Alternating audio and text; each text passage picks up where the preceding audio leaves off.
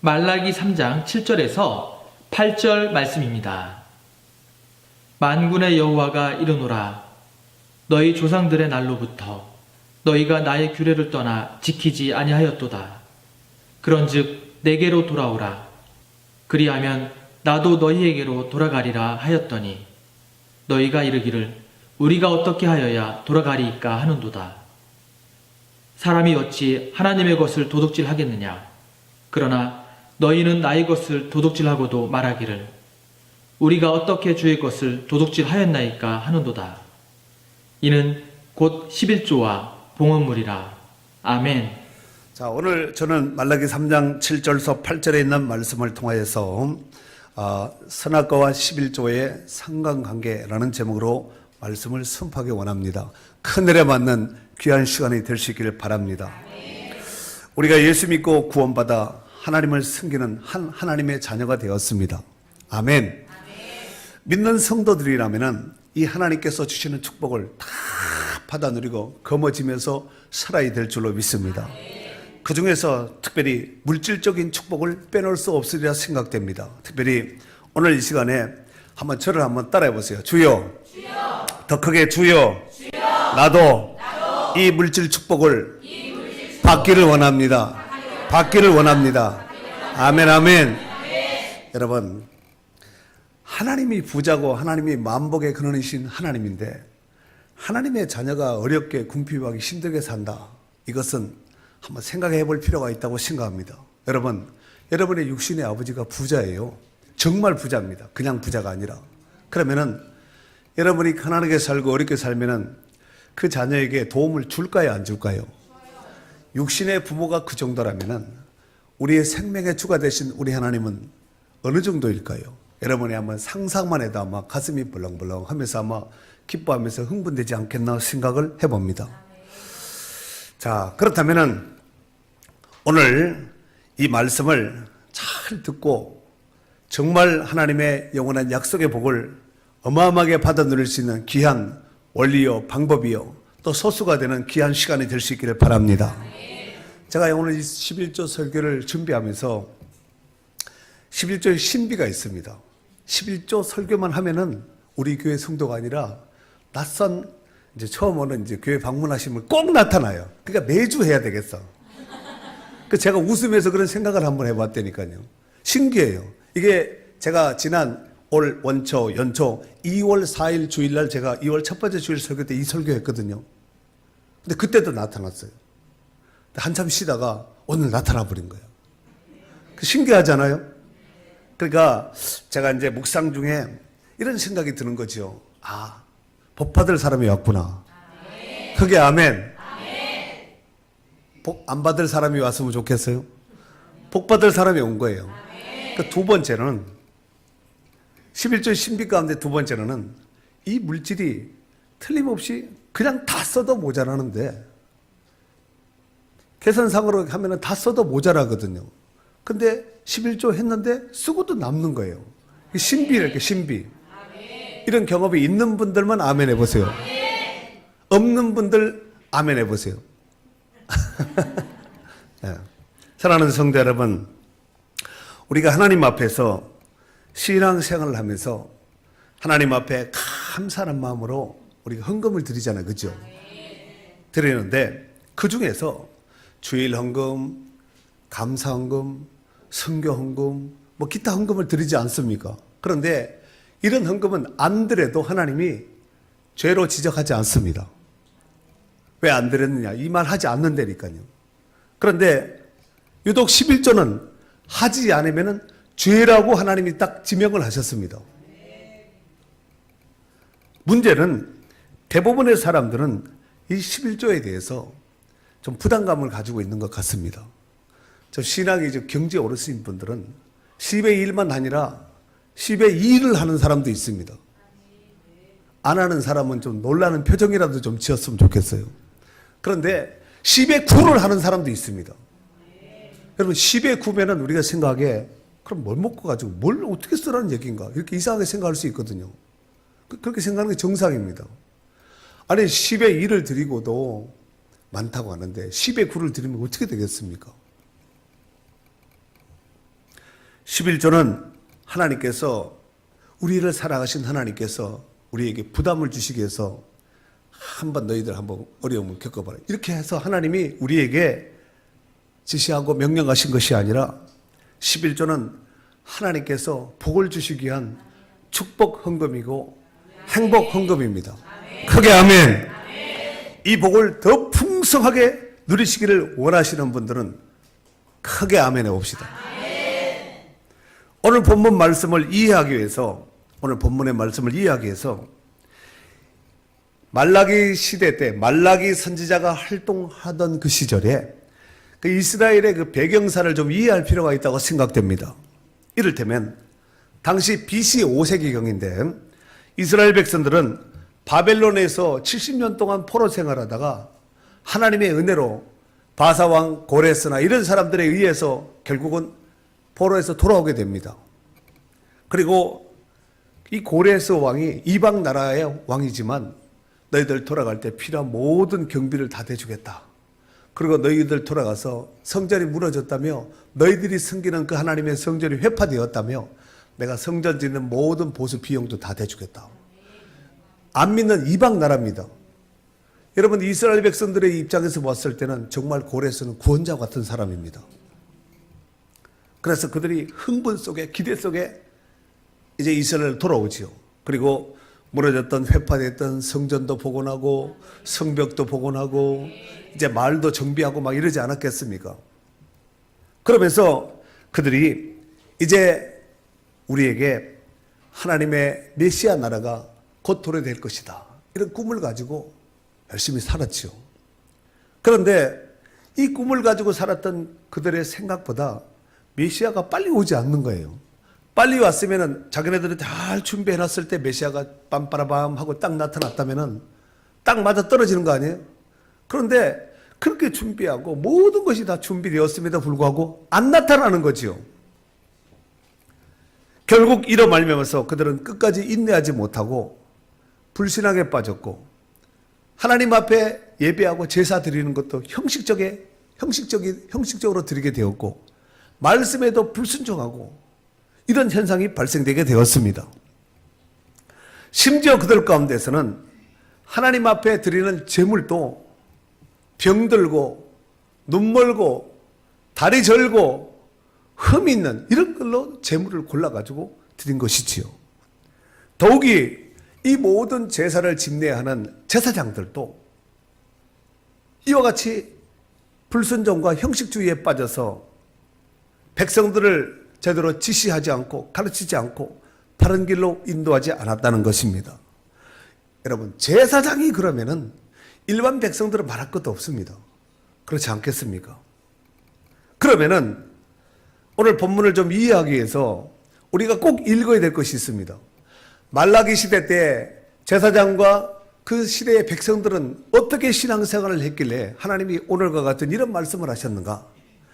말라기 1장으로 가겠습니다. 1장 6절서부터 14절까지예요. 자, 말라기서 이제 앞에 2장 넘기면 되겠죠. 1장 6절서부터 14절까지인데 여러분이 이것을 왜 이걸 읽는지를 알고 읽으셔야 됩니다. 말라기 시대 때 제사장과 백성들은 이렇게 하나님 앞에 제사를 드렸다는 것이지요. 그래서 하나님께서 굉장히 불편하게 말라기 선지자를 통해서 불편한 언사로 야, 너희가 이래서 되겠느냐. 지금 하나님이 말라기 선지자를 통해서 경고하는 말씀이거든요. 자, 같이 한번 6절서부터 천천히 한번 읽도록 하겠습니다. 내 이름을 시작. 내 이름을 멸시하는 제사장들아, 나 만군의 여호와가 너희에게 이르기를 아들은 그 아버지를 종들은 그 주인을 공경하나니 내가 아버지일진데 나를 공경함이 어디 있느냐?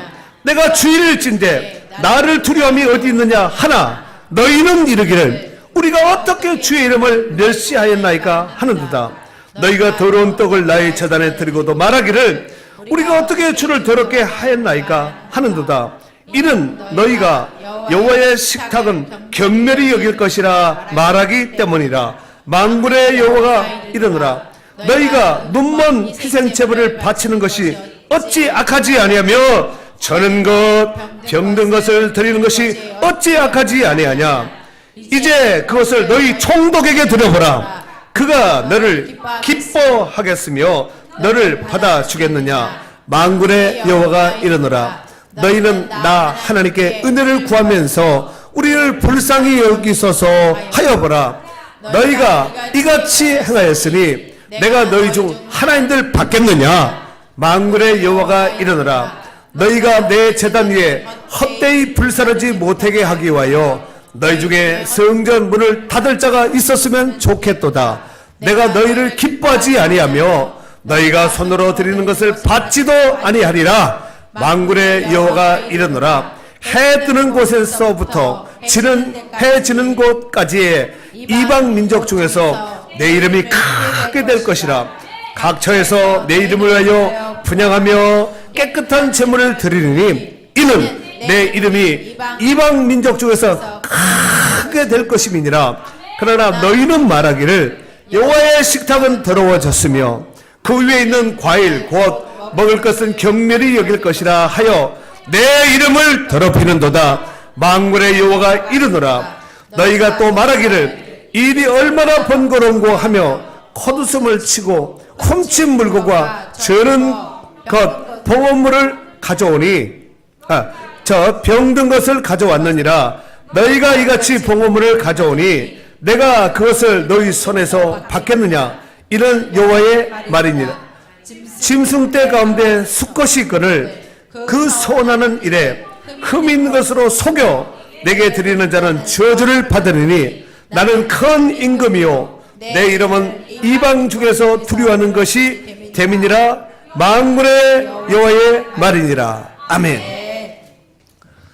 읽기는 읽었는데 무슨 내용인지 아시겠지요? 돌아온 이스라엘 백성들이 하나님 앞에 제사를 드리는데 짐승 중에 제사를 드릴 때 제물을 드릴 때는 이렇게 봐가지고 흠이 없는 걸 드려야 되거든요. 막 눈이 이렇게 됐다든가 뭐 발이 이렇게 돌아갔다든가 너무 많이 먹으면 이렇게 돌아갈 수 있다는 거예요.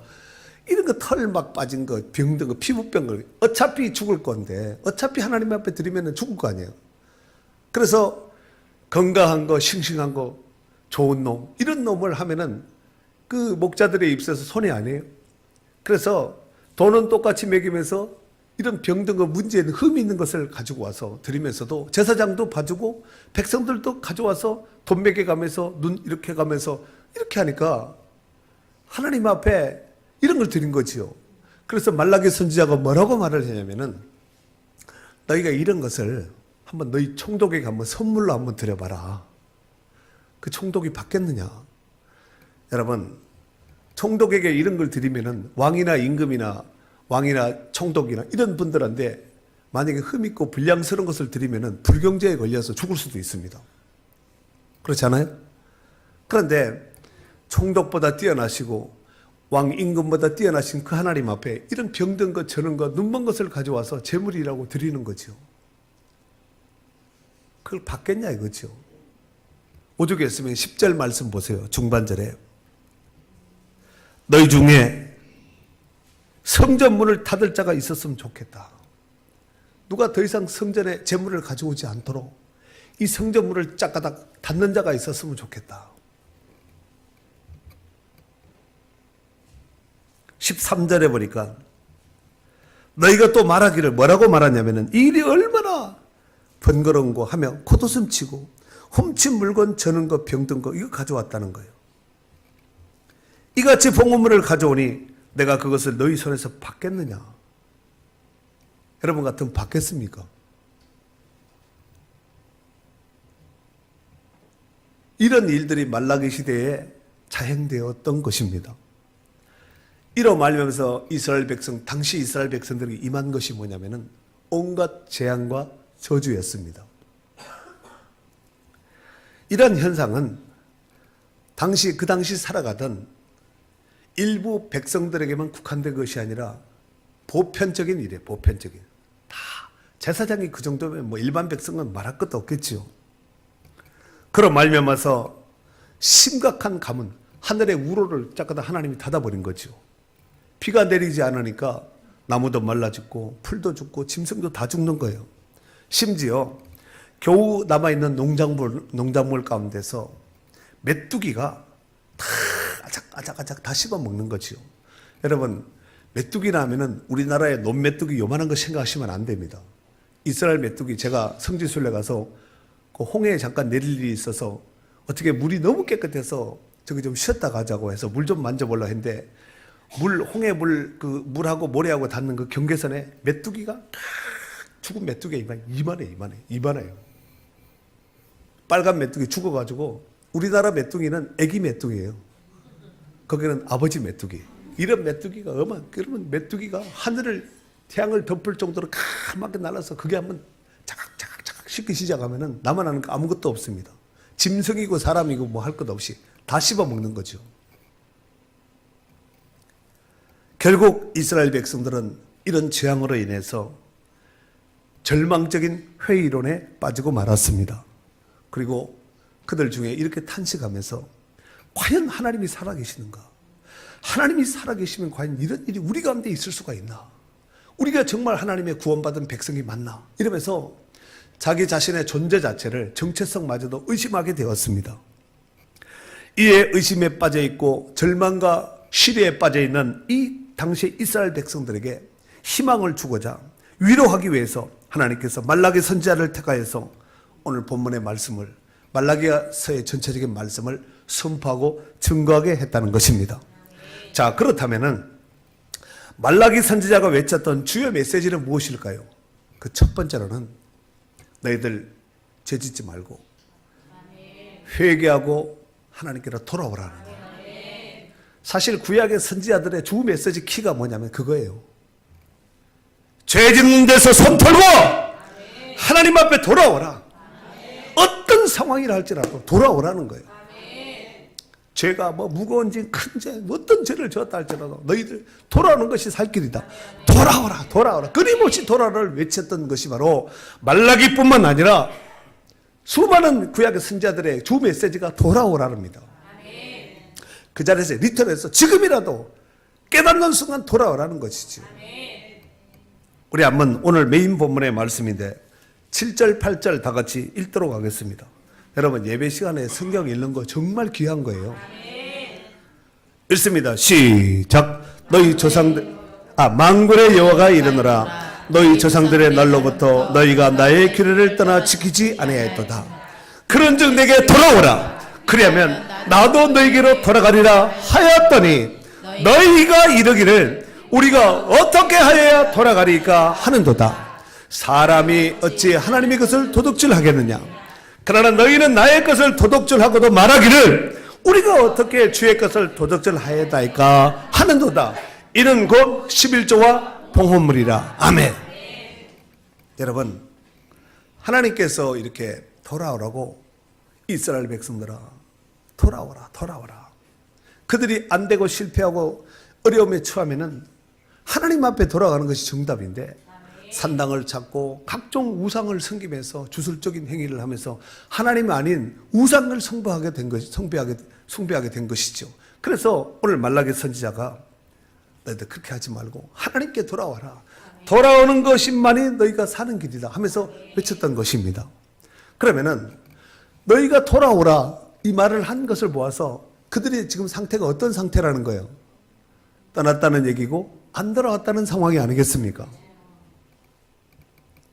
그러니까 돌아오라는 이 말씀은 떠났다는 전제하에서 돌아오라는 말씀인데 그들은 비록 포로기에서 몸은 돌아와서 성전에 와서 앉아 있어요. 성소에 와서 제물도 드립니다. 문제는 마음이 떠나버린 거예요. 하나님은 뭐라 그랬죠? 영이라 그랬거든요. 예배하는 자가 영과 진리로 예배할지니라 그랬습니다. 여러분, 몸만 앉아 있다고 되는 것이 아니라 우리의 마음이, 우리의 몸이 온전히 하나님께 집중해야 됩니다. 아멘. 오늘 이 예배가 하나님께 온전히 포커스 맞춰서 집중하는 이런 살아있는 예배, 하나님이 기쁘시게 흠양하시는 복된 예배가 될 수 있기를 바랍니다. 그리고 돌아오라는 그 말씀 가운데서는 너희가 몸만 돌아온 것이 아니라 마음만 돌아온 것이 아니라 하나님의 규례를 지키라는 거예요. 하나님 말씀을 지키라는 것입니다. 구체적으로 콕 집어 말하기를 우리가 어떻게 도둑질 하나님 도둑질 했습니까? 언제 떼먹었습니까? 언제 떠났습니까? 막 이러면서 변명하잖아요. 이스라엘 백성들이. 떠났으니까 떠났다 그러는 것이고 도둑질 했으니까 했다 그러는 것이지 하나님이 안 떠났는데 떠났다 그러고 안 먹은 안 도둑질했는데 도둑질 했다 그러겠습니까? 분명히 여기 말씀하고 있거든요. 11조와 봉헌물이라 하고 딱 정하게 아주 딱 이렇게 기록을 하고 있습니다. 그러니까 11조와 봉헌물을 드리지 않는 것이 곧 하나님을 떠난 증거라는 거예요. 몸만 와서 될 일이 아니란 얘기죠. 이로 말미암아 온 나라가 다 저주받고 재앙받고 너희들이 힘들게 고통스럽게 사는 것이 바로 그것 때문이라는 거예요. 들을 게 있는 자는 들을 수 있길 바랍니다. 레위기 27장 30절에 보면은 그리고 그 땅의 10분의 1 곧 그 땅의 곡식이나 나무의 열매는 그 10분의 1은 여호와의 것이니 여호와의 성물이라 그랬어요. 마태복음 23장 23절에 보면은 예수님께서도 11조를 드리되 그랬습니다. 11조를 드림에 대해서 언급을 하신 것입니다. 여러분 11조는 내 것이 아니라 하나님의 것입니다. 하지만 그들은 그 말씀을 저버리고 고통 속에서 온갖 저주 가운데 신음하고 탄식하면서 절망 가운데 빠져서 살았다는 것이에요.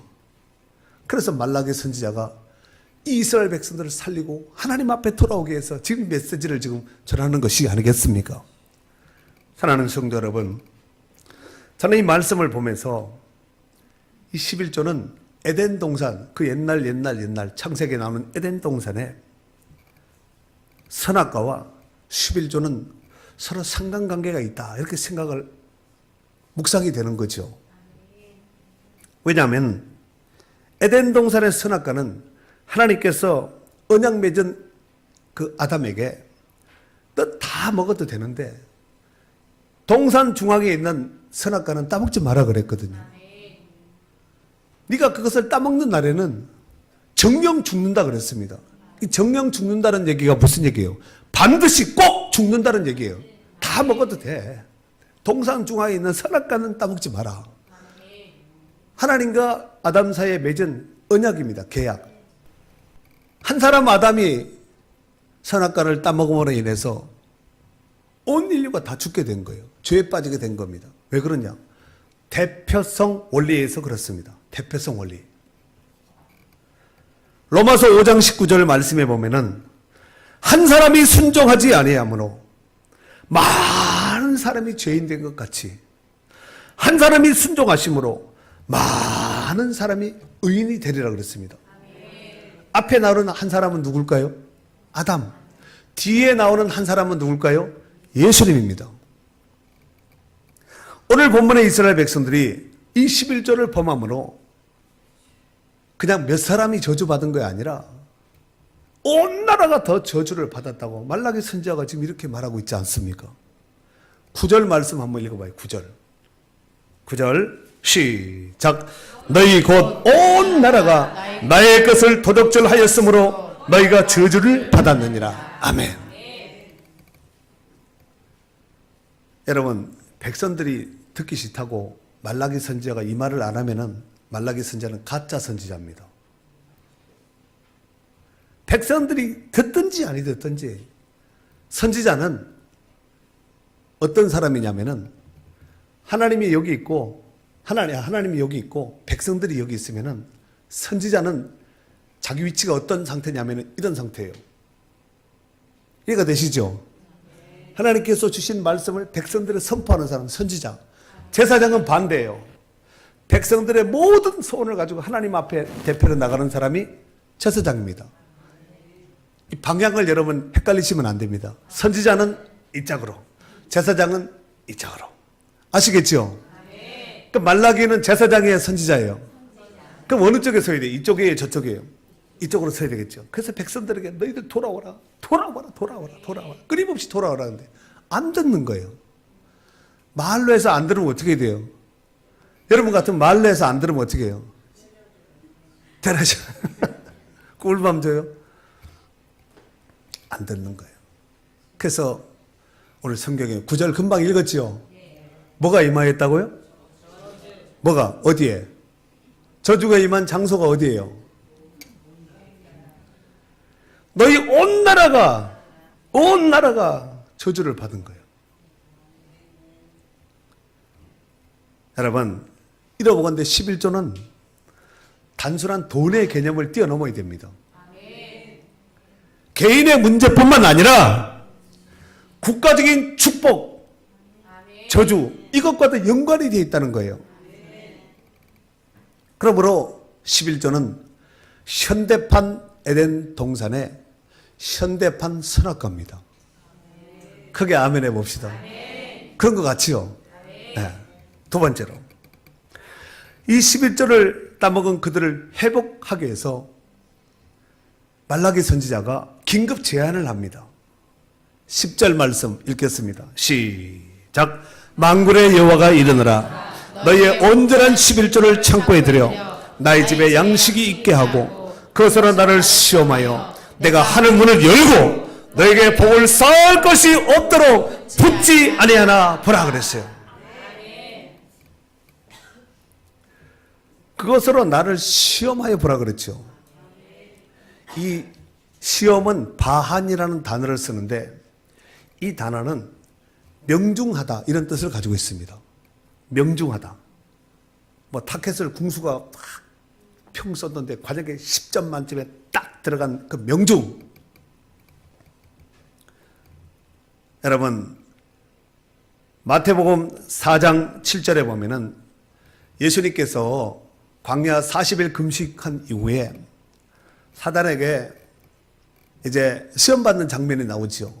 그때에 마태복음 4장 7절에 보면은 예수님께서 사단을 향해서 뭐라고 했냐면은 주 너의 하나님을 시험하지 마라 그랬어요.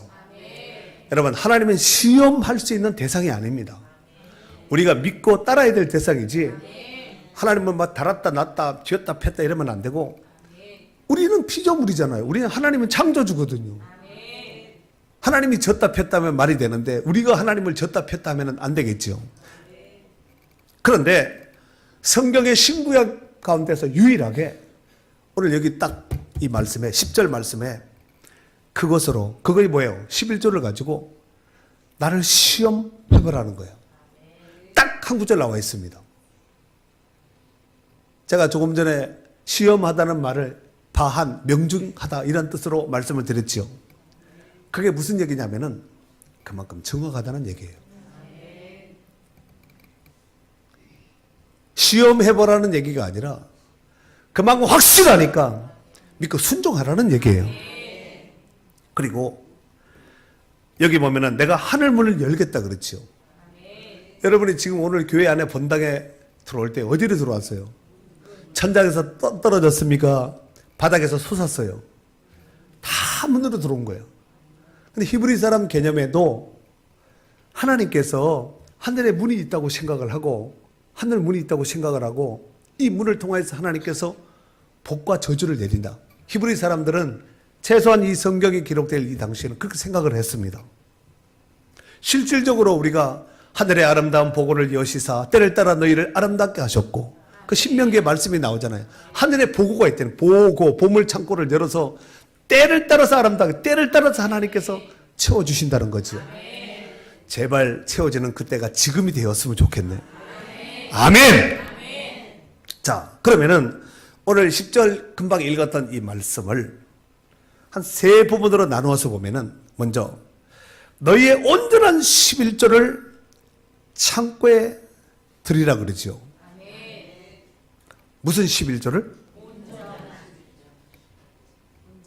이 온전한 11조는 온전이라는 것을 콜이라 그래요. 히브리 말로 콜이라고 부르는데 콜이 아니라 콜이라 그러는데 이것은 모두 또는 전부 이런 뜻을 가지고 있습니다.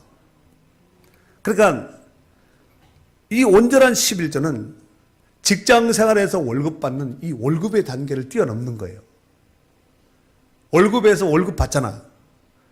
월급 받은 것을 뛰어넘는 거예요. 이 온전 모든 삶 속에서 하여튼 수입이라고 생각하는 것에 모든 것에 있어서 10개 중에 하나는 하나님의 것이라는 거예요. 원래는 다 하나님의 것인데 하나를 바치면 대표성의 원리에서 하나를 드리는 것을 다 드린 걸로 인정하겠다. 이런 뜻을 가지고 있습니다. 그러면 예를 들어서 유 집사님 닭이 알을 10개 낳았어요. 그러면 어떻게 되겠어요? 한 개는 이렇게 갖다 바쳐야 되고 이렇게. 그럼 자식을 열을 낳았어요. 뭐 열난 자식은 없죠. 옛날에는 우리 할머니 세대는 가능했습니다. 열을 낳았어. 그러면 그 중에 하나는 하나님 앞에 바쳐야 되잖아요. 공부 잘하고 인물 잘하고 똑똑한 사람을 바쳐야 되겠어요? 공부 못하고 인물 없고 안 똑똑한 사람 바쳐야 되겠어요? 그 믿음에 따라서 여러분 알아서 하시면 돼요. 알아서. 이 온전한 11조는 월급의 단계를 뛰어넘어서 모든 것에, 여태한테 소득이라고 생각할 수 있는 모든 것에 11조. 그것이 바로 온전한 11조입니다. 두 번째, 나의 집에 양식이 있게 하고 그랬어요. 나의 집에 양식이 있게 하고. 여러분 11조를 가지고 선교 헌금, 구제 헌금, 기타 헌금으로 쓰면 안 됩니다. 11조는. 여러분 국가에서 여러분 재산세, 자동차세 나왔어요. 그 세금 나왔는데 예를 들어서 이제 100만 원이 나왔어요. 자동차세가. 자동차세 100만 원이 조금 말이 안 맞으니까 재산세가 100만 원이 나왔어요. 그걸 가지고 어려운 사람 도와주면 국가에서 아이고 잘했네 이러겠어요? 아니면은 또 재차 청구서 날라오겠어요? 11조는 다르게 여러분이 잔머리 굴려서 이렇게 통용을 하시면 안 됩니다. 드리라는 대로만 드리면 되는 거예요. 그리고 나의 집에 양식이 있게 하고 이랬으니까 반드시 11조는 내 이름이 등록되어 있는 내 교회에다가 드려야 됩니다. 우리 교회 성도들은 우리 교회에 드리면 되고 남의 교회 성도는 그 교회에 자기가 출석하는 그 교회에다 드리면 되는 거예요. 그게 정확한 11조의 개념입니다. 그것이 온전한 11조고 하나님이 복을 주시는 11조입니다. 그 다음에 세 번째로 하늘 문을 열어서 복을 쌓을 것이 없도록 부어주겠다는 거예요. 사람들은 다 이 복을 받기 원해요. 저도 받기 원해요. 여러분도 받기 원하죠? 이런 사람에게 주시는 축복은 하나님이 복을 쌓을 것이 없도록 주겠다는 거예요. 우리 성도들 중에서 좀 이런 복 받은 사람들이 좀 대박 치는 홈런 치는 성도들이 좀 많이 좀 나왔으면 좋겠어요. 언젠가 모 집사님이 교회 사무실에서 이런 얘기했어요. 목사님, 제가 우리 교회에서 11조 제일 많이 하는 성도에게 기도해 주세요. 기도해 줬습니다. 제발 좀 믿음대로 이루어지는 역사가 있을지어다. 마지막 세 번째로 이 온전한 11조를 드리는 자에게는 하나님께서 좀 더 구체적인 복을 주는데 11절과 12절 말씀이에요. 이제 마지막 읽을 건데 읽겠습니다. 시작. 만군의 여호와가 이르노라 내가 너희를 위하여 메뚜기를 금하여 너희 토지 소산을 먹어 없애지 못하게 하며 너희 밭에 포도나무 열매가 기한전에 떨어지지 않게 하리니 너희 땅이 아름다워짐으로 모든 이방인들이 너희를 복되다 하리라. 만군의 여호와의 말이니라. 아멘. 위의 말씀을 정리하면은 세 가지입니다. 첫 번째, 메뚜기를 금하여 토지 소산을 먹어 없애지 못하게 하겠다는 얘기예요. 여러분, 이스라엘 백성들이 애굽에서 종살이 하다가 출애굽을 하죠. 그때의 재앙 중에서 8번째 재앙이 메뚜기 재앙입니다. 메뚜기 재앙이 얼마나 극심했으면 애굽의 바로 왕이 항복했어요. 손들었다니까 이 재앙으로 인해서. 우리 같으면은 아이고 메뚜기 다 구워서 볶아 먹고 튀겨 먹고 이렇게 뭐 가루 내서 먹지 그런 정도가 아니라니까요. 완전히 나라를 다 덮어버렸다니까. 그 메뚜기가 도대체 어디 왔을까? 저는 그것도 궁금해요. 전 세계 메뚜기가 총출동했을 것 같아요. 여러분, 출애굽기 10장 14절 15절에 보니까 모세 당시에 출애굽할 때 메뚜기 재앙이 어느 정도였는지 성경이 이렇게 기록을 하고 있습니다. 메뚜기가 애굽 온 땅에 이르러 그 사방에 내림에 그 피해가 심하니 이런 메뚜기는 전에도 없었고 후에도 없을 것이라. 메뚜기가 온 땅을 덮어 땅이 어둡게 되었으며 메뚜기가 우박에 상하지 아니한 밭의 채소와 나무 열매를 다 먹었으므로 애굽 온 땅에서 나무나 밭의 채소나 푸른 것은 남지 아니했다라. 싹쓸이 해버린 거예요.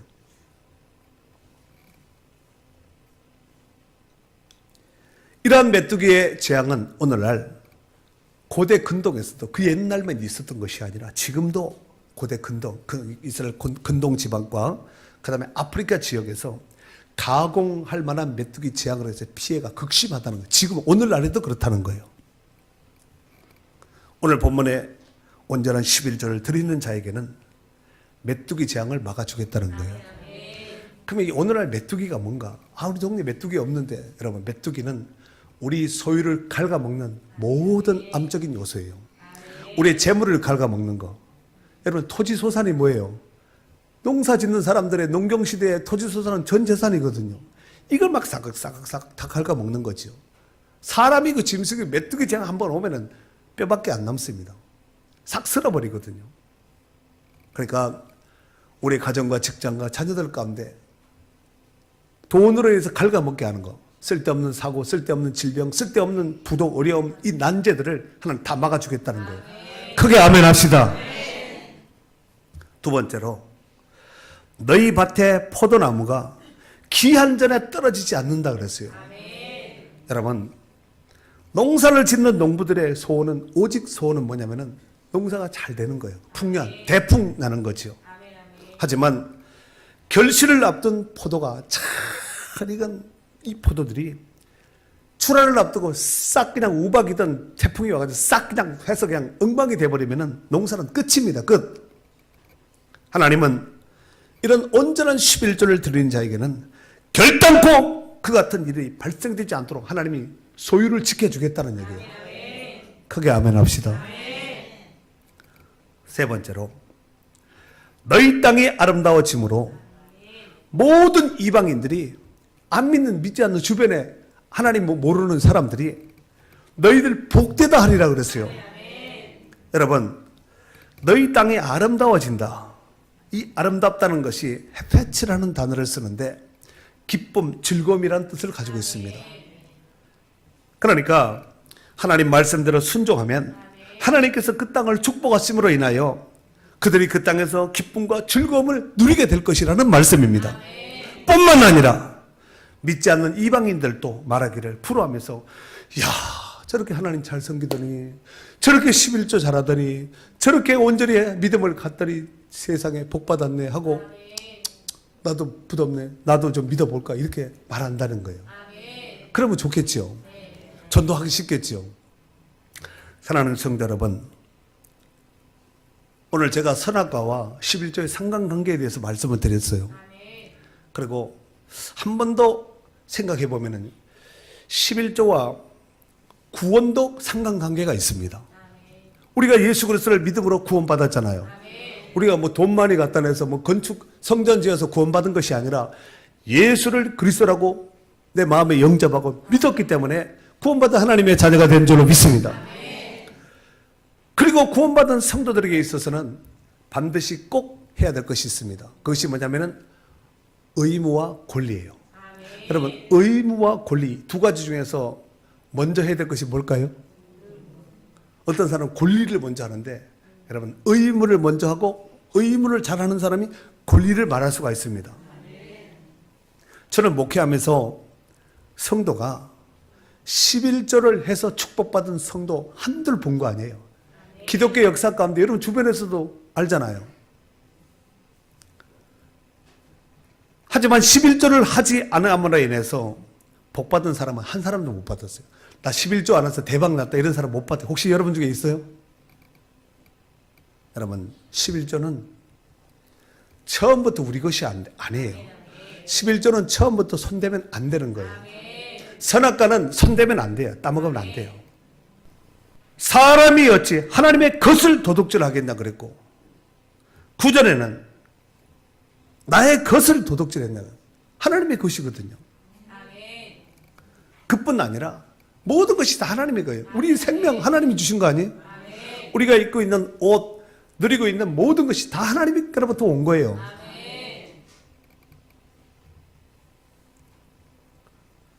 처음부터 내 것이 아니라 다 하나님의 것입니다.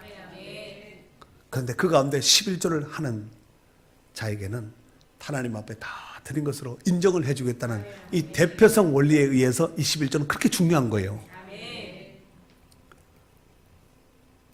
이것을 확실하게 인정하시는 분은 하나님 자녀가 맞습니다. 하나님은 자녀된 우리가 정말 하나님께서 주신 축복을 받고 잘 살기를 원해요. 거지같이 피눈물 흘리면서 고통 속에 사는 거 하나님 원치. 여러분 자녀들도 그렇지 않아요? 여러분 자녀들이 막 어렵게 살고 막 힘들게 살고 이랬으면 좋겠어요?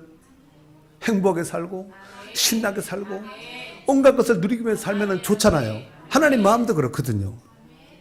부디 온전한 11조 신앙으로 굳게 서서 어떻게 서라고요? 굳게 서야 돼요. 말뚝처럼 굳게 서서 흔들리지 않아야 됩니다. 흔들리려면은 흔들어 넘치도록 부어지는 그 축복이 흔들려야 되겠죠. 그래서 이 복을 받아 누리면서 하나님 주신 사명, 이 땅에 주신 사명 잘 감당하고 당대뿐만 아니라 우리 자녀들도 잘 되어서 정말 길이 하나님 축복 가운데 하나님 축복 받아서 또 하나님 기뻐하는 선한 일에 힘쓰고 주의 일에 힘쓰고 이러면 얼마나 좋겠어요. 이런 복의 역사가 저와 여러분을 통하여서 온전히 일어나는 역사가 있기를 주의 이름으로 축원합니다.